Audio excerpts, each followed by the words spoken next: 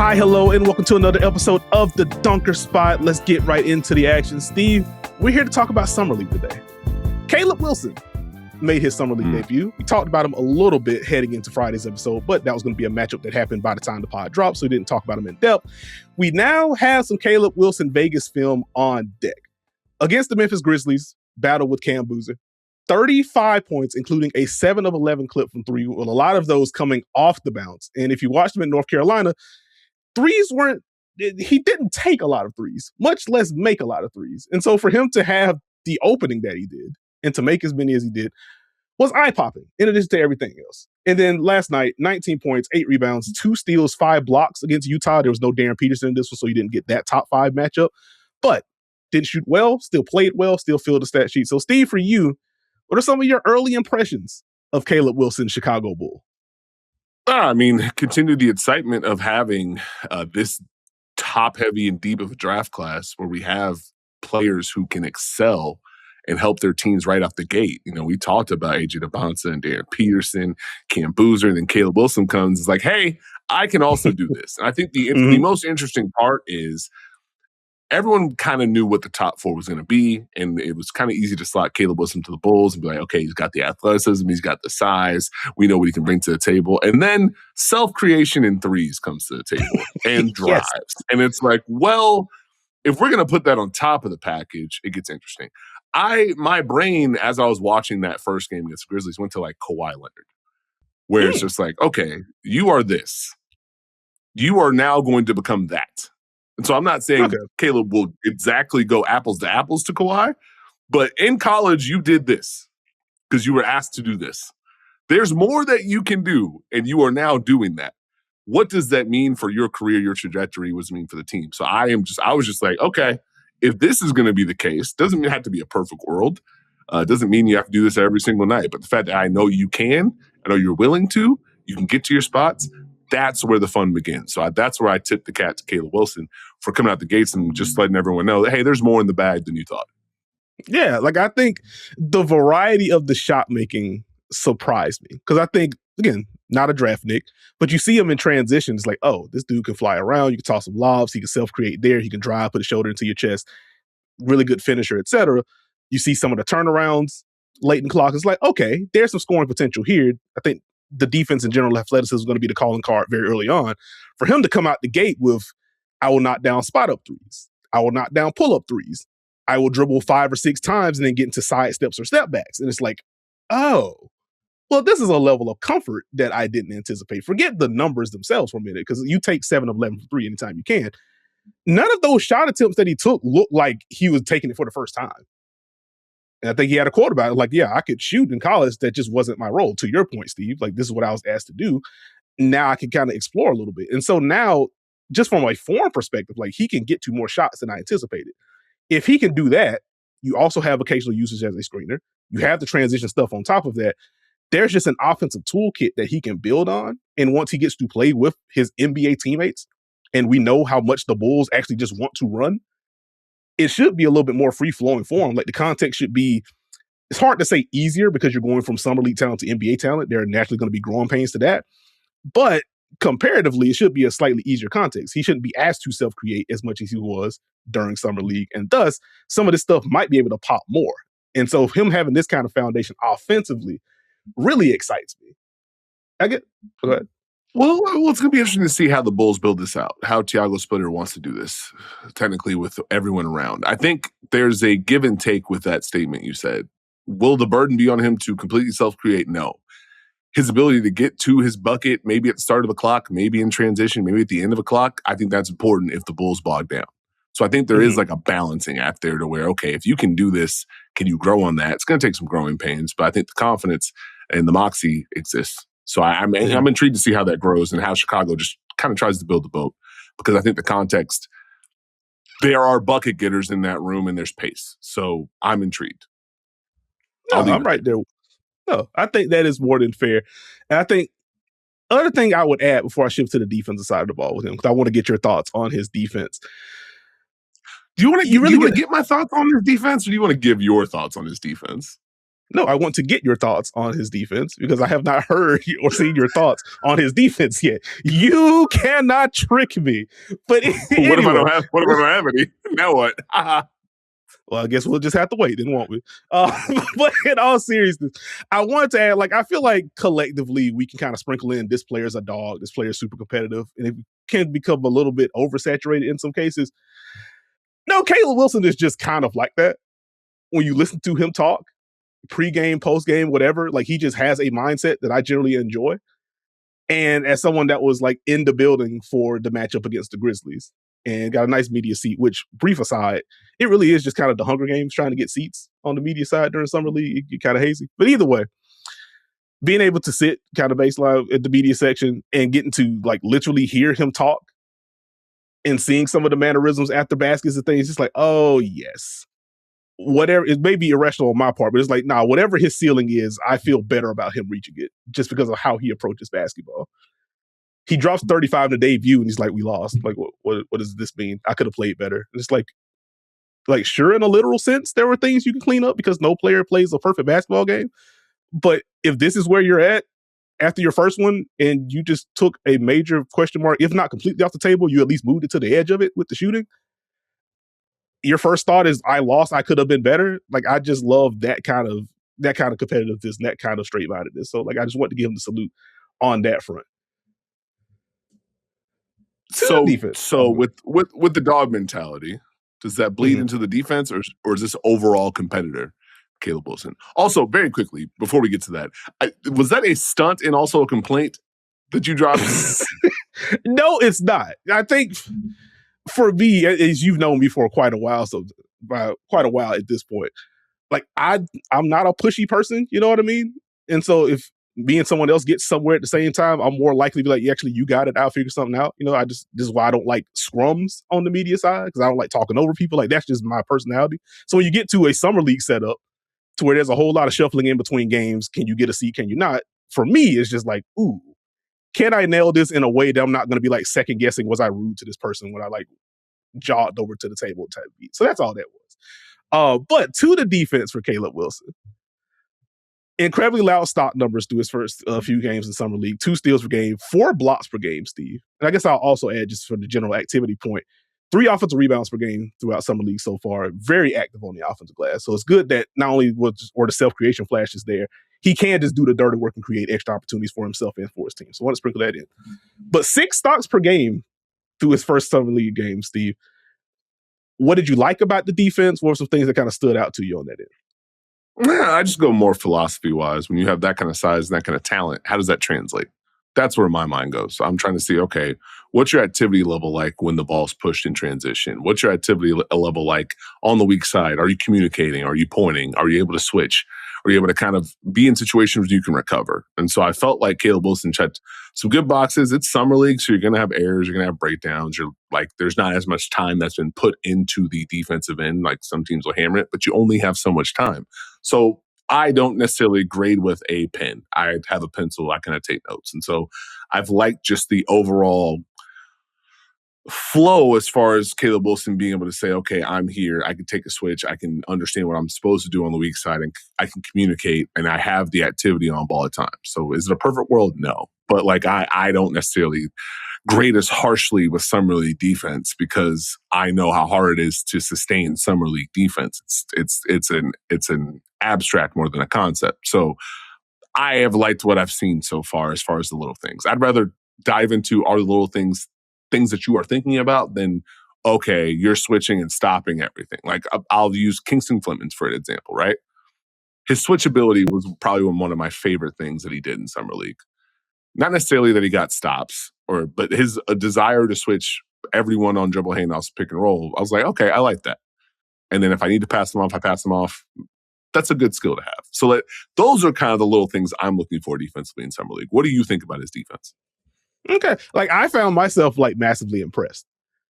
This is a young guy. As you mentioned, there are just going to be lapses. There's a little bit of, we switch, pass off the matchup. I kind of relax a little bit because I've done my job. Like, that's just going to happen with young players. But I liked a lot of it. I think for me, the stock numbers are what they are. 2 steals, 4 blocks is insane. The hand-eye coordination that he possesses, and like the angles that he was able to get some of these blocks in particular and some of these recoveries, I'm just like, I'm going to really enjoy watching him in Chicago this year if they stick with, we want our bigs at the level. Like, it's easy to kind of map out him flying around on the weak side and just kind of erasing stuff and then jump starting transition opportunities. I don't know how he got some of the blocks that he did, where he's like turned and angled in a different way. He's like getting it with his offhand. And it's like, this is not what it's supposed to look like this early. So for me, baseline, I'm just super impressed with his ability to chase things down. You already mentioned the communication piece, his ability to move around there. I am curious to see like who he guard, what he's going to look like against like your bulkier forwards. Like a quick example, if we get like Bull Spurs, for example, what does he look like against Tobias Harris when they match up? Not that Tobias is like a world beater, but because he is like a powerful guy, can get you in the mid post, can move you with his shoulders. Caleb is still around and got the frame. Like, what is the balance going to be like between like him holding his ground and still being able to contest or maybe block shots? Like, that's a quick example, but that's something I'm going to be monitoring as we shift to preseason action, regular season action, etc. What do the on-ball reps look like? Because I think from a positioning standpoint, he should be fine. He obviously has, again, the lift and the athleticism. How well will he hold up? What will the screen navigation, more so off the ball than on the ball, look like for him? But overall, very impressed. Like, I think he has the makings of a really, really good defender. At bare minimum, he's going to be a super fun one for me. It's going to take time. I mean, I think this is a scenario where, he, like, even when he contains drives, he's going to have to find a way to keep his hands out of the cookie jar and avoid foul trouble. Like, are you going to be in early, or are you recovering and using your athleticism to make a play? It's like, so it's just young rookie stuff. Yeah, I'm glad you had Caleb Wilson. I'm glad you had Caleb Wilson. I can speak, edit all that. I'm glad you had Caleb Wilson defensive thoughts. There we go. Of course, we got there. We landed the plane. Actually, you mentioned something that I wanted to hit on, just more of a general summer league question. I think we touched on it a little bit on Friday. I didn't actually like ask you about it. We have seen an uptick in full court pressure in summer league. We've seen a little bit more 2 on the ball in summer league. Is this just basic install for summer league things? It does feel a little bit more aggressive than anticipated. I think we've talked about it before. Like, you're obviously not getting a full defensive or an offensive game plan in this short amount of time. It's just interesting to me that it has trended more aggressive, it seems like, this year than last year in terms of the basic installs. Is that something that's caught your eye during summer league play so far? Are you sticking with the full court pressure gimmick? Is this leading to a graphic? Is this a bit that you're doing? What do you mean? Has that popped my eye? No, it has that. What is this? I do indeed have a graphic, because it has felt that way for me. And so it's been interesting to see there has been a slight uptick in how often you get 2 on the ball and pick and roll. 0.8%? Yeah. we got the numbers, baby. Sarah seconds better. But no, in all seriousness, like, it has felt like a little bit of an uptick. I'm just like, is this going to be more of a trend? Because as we go back to last regular season and the year before, like, we have seen teams kind of trend in that direction. So I'm just like, within the basic install context of summer league, it is fascinating to me that more teams are like, okay, this is what we are starting with, and maybe ramping things down. So like that was fascinating to me. The other thing I wanted to ask you about, Steve. Hold on. Before you get to your second thing, let's stick there. There's no way we're going with the unfortunate event trend of full court pressure. Again, we already did this last year. Yeah, I'm not letting you get this off a second time. Now, what I'll say is interesting. It's you said that last year. Don't. I've done this before. What I would say is, when it comes to summer league, it's easier to ask your guys to pressure the ball full court than it is to just kind of sit back. So you might have one person who's just going to do that. And so I don't necessarily think it's a team thing. It's a time for experimentation, but there's only so much you can experiment with. You only have so many days to practice, and you just kind of have to figure it out. So it's not like, if you're a drop team, you're a drop team. If you get hit by a guard, you might say, hey, we're trapping, and here's our rotations. You might put a couple things in, but there's not much wiggle room to kind of knock on doors. So I cannot believe I cannot believe I'm seeing blitz rate in summer league. I cannot believe I'm hearing full court pressure chin for a second year. A second year. Hey, you know who you do the podcast with. Come on. That's not how that works. No, you do something else. Well, that's a great segue, Steve, because the league has decided to do something else with free throws during summer league this year, picking up from what G League has been doing for the last couple of years. 1 free throw, 2 points. 1 free throw, 3 points. Do you like the free throw shift in summer league? How have you felt that it's No. affected kind of pace of play and things like that? Don't like it. I don't like it. I mean, I know it speeds Okay. things up, but earn your free throws. Shoot your free throws. Mm. Free throws are free throws. Like I don't think we have to. That's not where the focus has to go. If we're speeding the game up, I don't. Okay, cool. Y'all gonna get so mad if they put this in, and now y'all in the bonus. I just do get to the line. I take one specific shot to get 2 points. No, we don't need to do this. I'm good. Okay. Well, this is why I wanted to ask. We hadn't talked about it yet. What are your thoughts? What are your thoughts? Do you like the 1 for 2, the 1 for 3? I am generally fine with it. I will say, like talking with some people in Vegas, one of the points that was brought up is there's already a lot of strain on the bodies with how fast the league is now, how spaced out the league is now. And now that you're going from like 3 free throws to 1 or 2 free throws to 1, you don't have the same like time to catch a breather during free throws as you would since they shift to 1. I think that is something that I didn't consider. I was like, you know what, that's probably fair. And I wondered like what the cumulative effect of something like that would be if it does hit the NBA in particular. But from like a pace of play standpoint, like I kind of like it. It's like, let's keep things moving. Like the summer league games are already shorter. You go from 12 minutes to 10. You didn't sprinkle that in. Okay, that makes sense. But I do think holistically, like what does that mean for in-game recovery? What does that mean for just overall strain? How could that impact injuries moving forward? Like that's something that I want to spend a little bit more time on before I like give the Nekias stamp of let's do this, let's bring it to the NBA. So I asked you what you think, and you told me what someone thinks, and you don't know. All right, what's the next topic? No, I gave you what I thought. I was like, hey, there's something else I need to think more about. That's all. But I want to bounce around a little bit, Steve. Are there any other players? We start with Caleb Wilson. Some other guys that may have caught your eye over the weekend. Do you have any other trends? Is there anything else from the graphic you want to break down, Nekias? Let's stay there. Nothing from the graphic. I will say, Steve, for you, zone rate much lower this year compared to last year.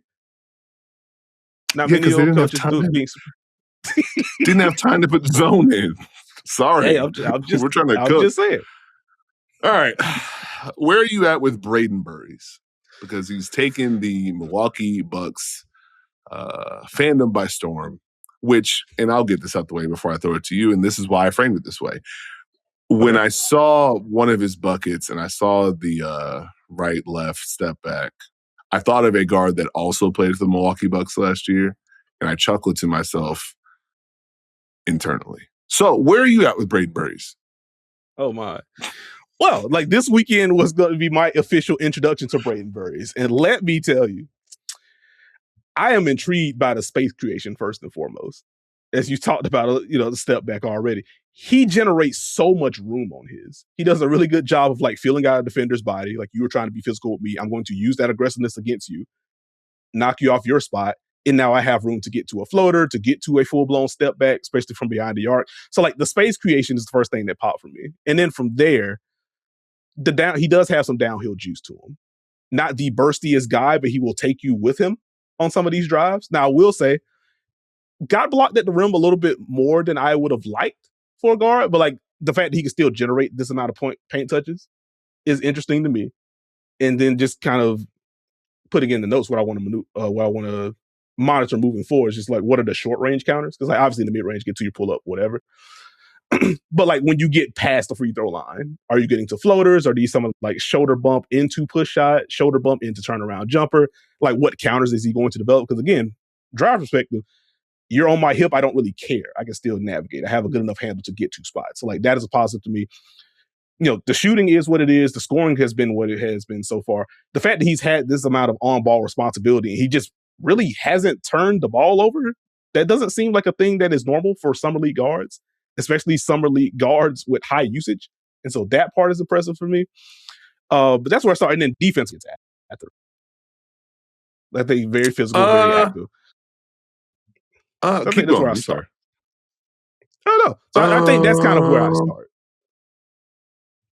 So I have a question. A couple questions, right?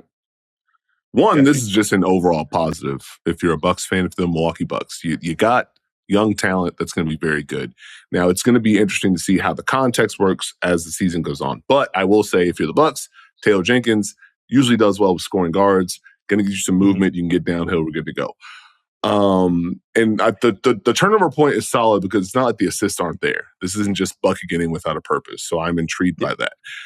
Where my mind goes, and I kind of want to like tuck a question that I want to ask to you in a second about scoring guards in Summer League. This is a good platform if you are able to get buckets and you are aggressive and you are playing with freedom.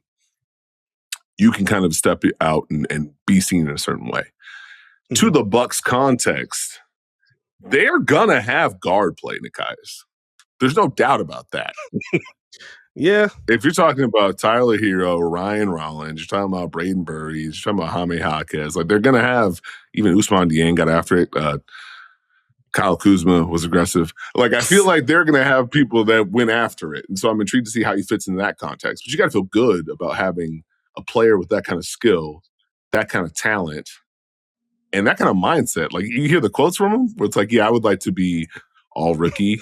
I'd also like to be an all-star. I'd like to make the playoffs. Mm-hmm. It's like, okay, you got goals. I understand it. Like, salute. That's good. So I'm right there with you.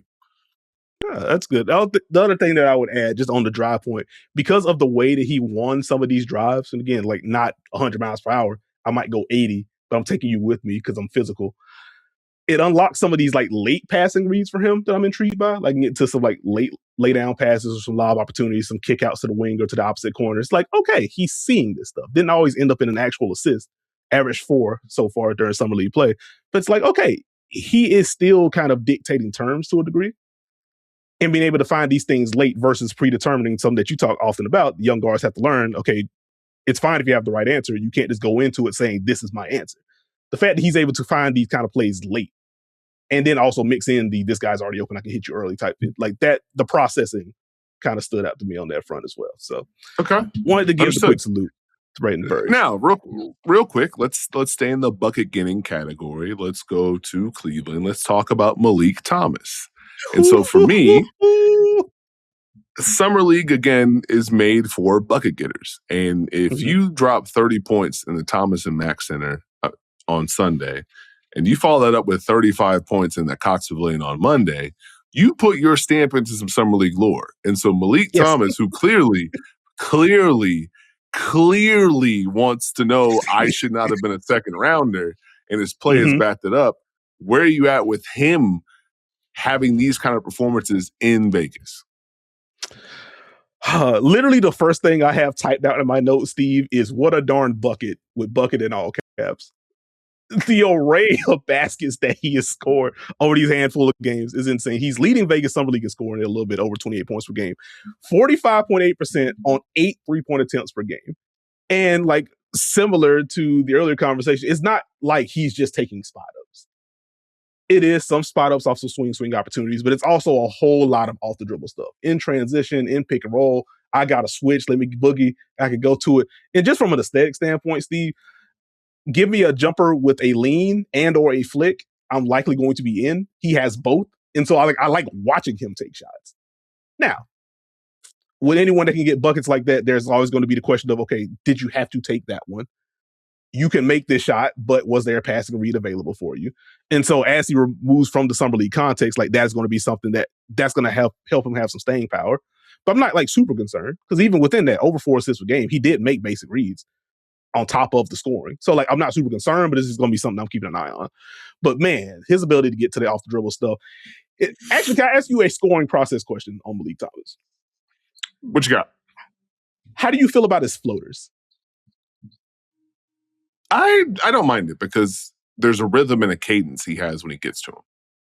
Like, I'm not the floater king. I love a good mid-range shot, but if you feel like you have the footwork and you feel like you have the space to get that off, go ahead. Why not? So for me, I'm more seeing, are you navigating the space? Are you attacking? Are you engaging the big? Are you understanding how you can get to that shot more than you took a floater, right? So if you can create a shot, however you can get that ball in the basket, I respect it. I salute it. I just don't want you to automatically think I have to do this is where my mind goes. Yeah, that's kind of where I went. Because I think he obviously has the shooting touch to get to him. And I think for a guard that can score on multiple levels, it is important to have that counter in the bag. I was just looking at some of his interior shot attempts in general. It's like, he really likes this one. A whole lot of I'm driving to the left and I'm getting this righty floater off. And it's like, okay. I'm glad that you can make this. Once we scale up to, again, preseason play, then regular season play, let's make sure that is not the only counter that you have. I don't think that is the case, but that is just like a thought that I had. It's like, okay, he likes getting to this a lot. You don't want that to be kind of like a predetermined thing, especially if you're going like, I'm going left, I'm fading right. That is a shot against longer, more athletic defenders that can't get contested or blocked. So that was my general thought on it. Yeah, scorers find a way to get their buckets. Let's turn the brain off for a second. Let's get you right into the Nekias lane. Let's talk about a player that I know you've been waiting to talk about because he checks all the boxes as far as what Nekias Duncan enjoys in a basketball player. Someone who fills the box score, gives effort on both ends of the floor. Where are you at with the Toronto Raptors' Allen Graves, Nekias? Okay, so my initial answer is yes. I think that would be my first answer. In all seriousness, Steve, I think you nailed it with just types of players I like. Like, give me a two-way guy. It popped me immensely as I'm turning on like Toronto-Boston tape. His first basket is just a slot cut. It's like, you know what? That's not flashy, but like you understand like where the help is coming from in pick and roll. You're filling space, get to the basket. That's an easy one. It's like, you know what? That's pretty darn cool. So like for me, spatial awareness pops for me. Offensive versatility, where we saw him as a screener, we saw him as a spacer, and then a cutter off of that. We saw him as a pick and roll ball handler. And then if you got smaller guys on him, like very comfortable, like let me turn over the shoulder, get to a push shot or a hook shot. So like you just kind of feel the lanes. And then on top of that, Steve, as again, this is more so my introduction to Allen Graves, shooting incredibly well from three, nearly 44% on over 5 attempts per game. Like I don't know how real that is because again, I am just getting familiar with him. So that is just like literal ignorance more than like doubt. But if you feel, if you know how to feel, how real does it need to be though? Like, do you need the percentages to be real or do you need the confidence to be real? Yes. That doesn't help the discussion progress in any shape or fashion. Okay. No, I think the confidence is going to be important because depending on who he's on the floor with, that's going to determine who he's being guarded by and how he's being guarded. And so naturally, if he is being like gapped when he doesn't have the ball, yeah, we need you to kind of take those shots and rhythm, big dog, because within the broader context of Toronto's offense, over the past few years, teams have been very comfortable saying, I don't care if y'all shoot. Let's just pinch. Let's switch against you. Let's pinch in the paint. Let's force you to knock down jumpers. And so if Allen Graves can actually knock down shots at a high clip, that is going to be very helpful for the context. It's also going to further unlock the types of lineups they can get into. Like, hey, if we get Kawhi plus Allen, well, if Kawhi is actually traded to the Toronto Raptors, I guess we're still waiting on that. If Redacted is traded back to the Toronto Raptors, then you could have Redacted plus Graves plus Scotty plus CMB on the floor and whoever else you want to add in as the fifth. Like you can just get into some jumbo lineups that are a lot of fun. And like the shooting is going to be important to that. So like within that lens, like, yeah, you need the confidence more than like the percentages. But naturally, like please make the shots. So like teams have to respect you and that opens up things for everyone else. Okay. Understood. Continue on. Yeah. Were you going to go to the defense? Okay. Were you going to go to the overall skill package? Where were you at? We could also active on the offensive glass. To the defense, man, he flies around. Like we talked about it a little bit with Caleb Wilson, but he is someone you stash him on the weak side. He is very good at reading and just kind of zoning up and making plays from there. Very active rotator, very active hands, can play the passing lanes, can challenge shots at the rim on top of this. And so like he is just someone that knows how to play basketball, for lack of a better way to phrase it. And I am excited to see more of him within the Toronto context. Again, especially if the three-point shooting is going to be this. Because I think, again, screening, cutting, making connected passes, like he already does all of that stuff on top of that. So I have enjoyed the Allen Graves experience so far. I have a quick question. Okay. And I tie it back to what we talked about earlier, right? We had the bucket getting of Maleek Thomas, and we talked about the bucket getting of Brayden Burries. Keaton Wagler, Darius Acuff, people have had questions about them. I have a twofold question. Is it bad to understand that players may have a weakness? And is it easier to be a bucket getter with lower expectations than that being the thing that brought you to the dance? Those are my two questions. Okay. Like, no, I don't think it is a bad thing to understand the weakness. I think something that you hit on last week is, okay, note the weakness, but see how they build on it. See what the counter is. See what the next attempt is. Don't just, that is a weakness, that is it. they are bad at this. This is why their NBA career is cool. Like, I don't think you should tap that button. You know what I mean? But I think it's fair to acknowledge, hey, this player struggles with this. This is something that they may have struggled with in college. And now this is still a growth area. Like, I think with Keaton Wagler, again, someone that I didn't see a lot of film on in college. And I tweeted out during the game, like, hey, Keaton's kind of struggling to separate. Like, that may be a little bit of an issue. And I checked my quote tweets on that tweet, and it's a whole lot of, wow, who saw that coming? This was the bit in college. I was like, well, thank you, one. But two, okay, so this is a long-term thing that I want to see how he navigates. And so it was interesting to go from that game to the next one to where he didn't see the same level of full court pressure. And while he didn't shoot well, he's getting to spots a little bit easier. He can now flow more freely into a pick and roll. You start to see some of the probing, keep a guy on the hip, make some playmaking reads from there. It's like, okay, if he's not within this context, this is where the skills that got him drafted this highly get to pop a little bit. You see the pacing, you see the feel, you see the playmaking.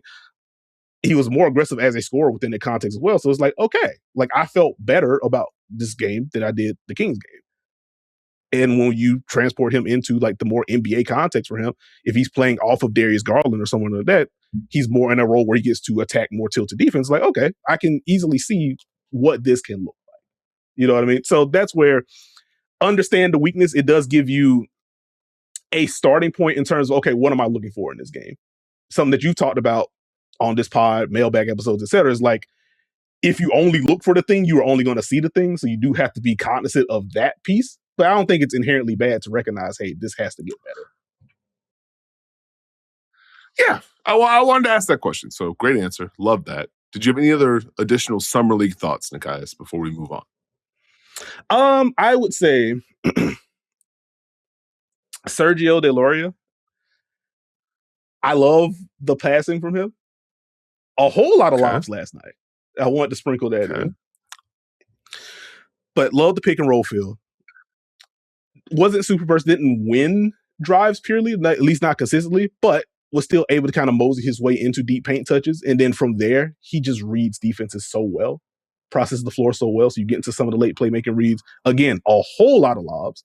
And I think he also just did a really good job, as Memphis was a team last year, the year before. We were a high pickup point team. We were a full court pressure team that has certainly ramped up in summer league again. I think he did a really good job of countering that. And once he got to the open floor, the playmaking got to pop even more for him. And so we didn't really talk about him as we were talking about like the Yaxel-Morris Johnson matchup on the Friday episode. I think that game happened on Thursday. This was one where there was no Morris Johnson. It's like, oh, we just get to see more of these other guys. And he absolutely popped for me in this game against the Grizzlies. So I wanted to shout him out. And I guess while I'm on that game, complimentary, I do not need to see any more Cedric Howard. And I say that positively. He has graduated from Summer League from what we've seen over the few games we got from him over the past few days. The defense, the drives, I think I'm good. I think we're good. I think Cedric Howard is good. I will sprinkle that in on the Summer League front. Are there any other players you want to shout out, Steve, before we move to some of the newsy stuff? Nope. Okay, fair enough. All right, well, let's get into some of the news. We have LeBron updates ? As we still wait on the official decision for him to be made. We don't have any updates. Outside of live recordings of podcasts, we have no updates. Well, hey, that might be a flashbulb moment for the decision. I think he's going to be at Fanatics Fest Thursday and Friday. For host. Hey, listen, he may decide on your Thursday or Friday, like, hey, actually, I'm going here. He's going to have a microphone. He's going to have an audience. He may just be like, you know what? This is the time. This is how and where I'm going to make my announcement. So we'll see. I'll just quickly add on that front. Didn't Kevin Durant do that? Anyways, go ahead. Well, hey, we will see. We don't know as of now. But leading suitors per Shams, in whatever order you want to put them in, the Cavs, the Heat, the Warriors, the Sixers, and the Timberwolves. The latest from Chris Haynes said he's talked to LeBron James agent Rich Paul and said that LeBron has all the information needed. So now it's all up to LeBron to make a decision. So all of the voice notes have been received and listened to. I guess we don't need the whiteboard at this point, or maybe that's how they're deliberating on who he's ultimately going to sign with. Who knows?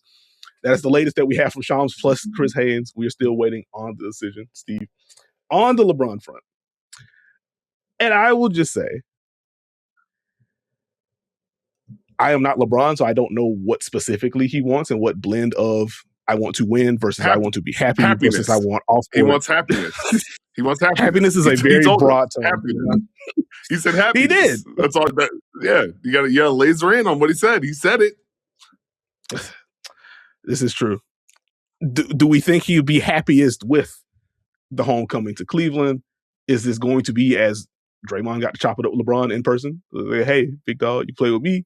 We cool. You play with Steph Curry. Y'all can golf together. All these things. Like, I do wonder, like, what he is prioritizing within his happiness. Because I think if it is, I want to be competitive, some that also has come out. Like, I want to be competitive. I want to be able to compete for a championship. I still want to play important basketball. From the basketball perspective, like, it's just kind of Minnesota for me. Like, that is the basketball context, I think, on both ends that makes the most, or when you think about both ends of the floor, that is the basketball context that makes the most sense to me. I think offensively, he does not have to do a ton of heavy lifting with Anthony Edwards plus LaMelo Ball. And Jaden McDaniels also growing as a creator, someone that can already attack closeouts. LeBron can just kind of be like half-court anchor when game slows down, but he doesn't have to do that amount of carrying within the first three quarters. Defensively, Jaden McDaniels, you defend the top guy. Rudy Gobert, you anchor the paint. Anthony Edwards, please give more consistent effort defensively, because when you do, you are incredible. But, like, I could guard number twos, and then LeBron can just kind of do the backline stuff. Like, that's a two-way context that makes sense to me. But I don't know.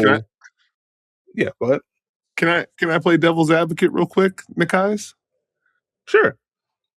You want LeBron James to spend his last year with Rudy Gobert and LaMelo Ball in his first year with a new team?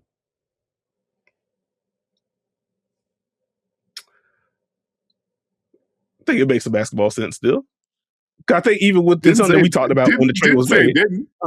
Who's his pick and roll partner?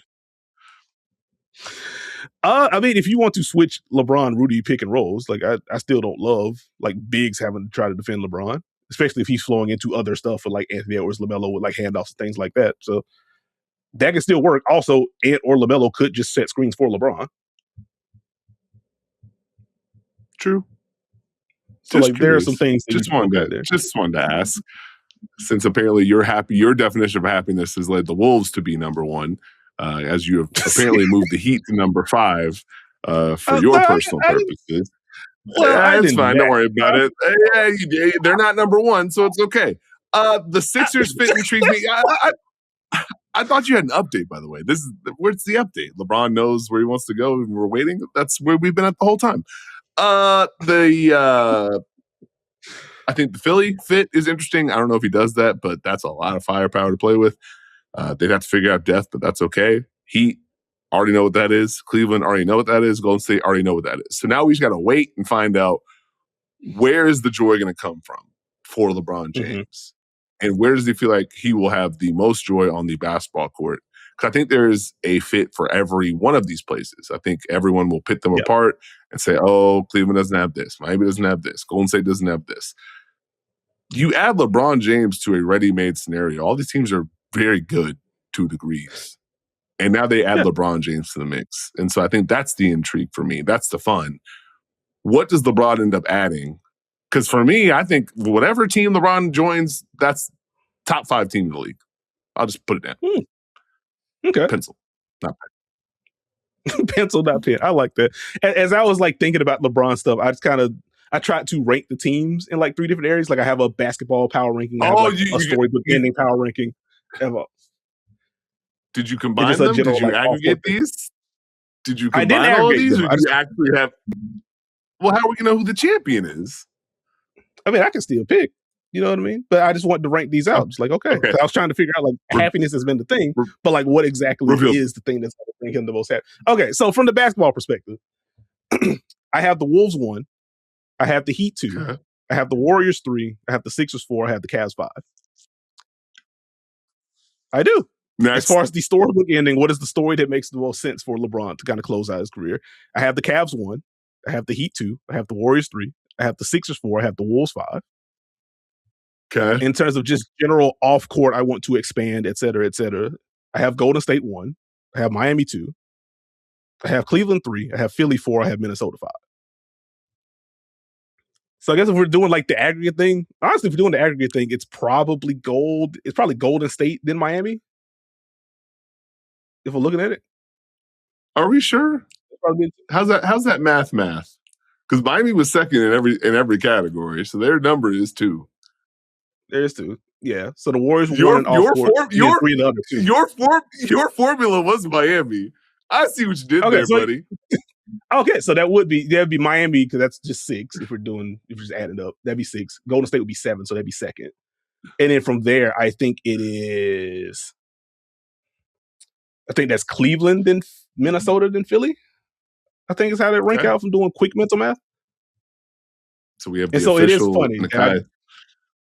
We have the official Nekias Duncan, LeBron James happiness rankings, and that has somehow led him to the Miami Heat. That is very funny. I just do not have them number 1 in anything, and they still end up at the top of that's okay. Well, there you go. So we'll see what decision LeBron makes, I suppose. As far as other news that has popped out, Steve. So Victor Wembanyama has signed an extension, 5-year max, 25% max instead of 30% max, which has garnered some conversation about Wemby taking a pay cut. Do you have any care about Wemby taking the pay cut? This does not. Okay. Salute to Wemby. Good for the Spurs. I'm sure everyone had a good time in Paris. I don't. Next. Okay, fair enough. On the signing front, Gary Trent Jr. is going to be back with the Milwaukee Bucks on a 4-year, $64 million contract, which has also garnered a lot of conversation based on the season that he put together last year. Did you have any thoughts, any surprise that this was the Gary Trent Jr. contract? Why do you say it's conversation? You asked me if the Milwaukee Bucks decided to pay Gary Trent Jr. a lot of money for a lot of years. Why do we need an investigation for that? What was he making before he took Bettman deals and he got 4 years out of it? We have lived through multiple GMs paying players a lot of money. Archetypes have made a lot of money. Can you shoot? Jody Meeks made a lot of money. Like, I don't understand the outrage here. So whatever this conversation is, would you like to display it instead of asking me? Because I don't care. Salute to Gary Trent. It's an interesting dollar figure based on what last year was. And I think coming off of the minimums, I think that's where it's like, was this kind of baked in? That we are going to take care of you later. Like, I think that is like the heart of the conversation. Because based on last year, like I don't think 464 was going to be his market rate. Hence this deal just now being announced versus him being like one of the first signings in free agency. And so that's kind of it. But that's also just kind of where it ends for me. Like, that is interesting. I wonder if anything comes for this. I am not going to bemoan anyone getting their money, especially within this construct. So that was just kind of it. But there has been a lot of noise about it from people that are way more upset about this than I am, and definitely more upset than you are. And so I figured I would get your thoughts on that front. Other thing on the signing front, Joe Smith got like an 8-year deal and it didn't count. And I'm not buying this. Oh, well, it didn't count because you just cannot do what they did. That's the joke. Let it sit. My fault. Ziaire Williams to the Los Angeles Lakers, 1-year deal at the minimum. Do you like the fit in Los Angeles for Ziaire Williams? Yes. I think he is someone who can defend. He can space floor. He can occasionally and is willing to take threes. He can drive. That always seems to be a personality that works next to Luka Doncic. So why not take the flyer? Do they need Ziaire Williams to pop? No, they don't. If he pops, does he help them? Yes, he does. Win-win for everyone. There you go. Where are you at with Ziaire Williams? I feel like you've gone up and down with Ziaire Williams over the course of his career. I really have, man. Like, I know. Memphis, there was like Memphis had like the shot creation flashes and then it disappeared. And it's like, okay, well, now here's the defense. It's like, all right, well, there isn't enough for him to keep him there. You go to Brooklyn, it's like, ooh, look at the defense. And then last year, it's like, ooh, what's happening to the defense? The shot kind of fluctuated in Brooklyn. And it's like, I would like for him to figure this out on both ends. I would like for you to be consistently good defender, as we saw in Brooklyn, can be part of like the full court pressure package. So if the Lakers want to ramp that up with any of their second units, like if him and Colin Sexton are on the floor together, is that a time where the Lakers like, yeah, let's pressure a little bit? mix it in. We're not going to be a full court pressure team, but within this specific lineup combination or when those two are on the floor together, we can sprinkle more of this in. Like that is something I can map out. And I think you hit the nail on the head with the broader context. If he does pop on this kind of deal, like it just makes sense. And this is a context in which he can pop, but he does just need to put it together on both ends and showcase a level of consistency that throughout his early portion of the career, he hasn't been able to yet. Obviously, some injury stuff sprinkled in as well, but I would like for him to nail this because this does seem like a fun fit. Like him flying around transition off of Luka passes, like that should be fun. And then defensively, he should take on tough assignments. So I like it. And at the minimum, like that's a pretty good flyer to me. Understood. I like it. I like it as well. I just was scrolling July 10th. Duncan says he will not take less than the maximum salary. Speaking of maximum, we've reached the max amount of time in this part of the Dunker Spot. Join us after this break, and we'll have more Dunker Spot talk ready for you. Thank you for listening to and or watching this episode of the Dunker Spot. Please subscribe if you haven't already. We are on Apple, Spotify, RIP Google, Stitcher, Podbean, wherever you get your podcasts, you can find us. Subscribe to the Yahoo Sports main YouTube channel. That is where our WNBA content will live. Subscribe to the Yahoo NBA YouTube channel for all of our NBA content. You can follow me on socials at Nekias NBA. You can follow Steve on socials at Steve Jones 20. And with that, we will catch y'all later in the week.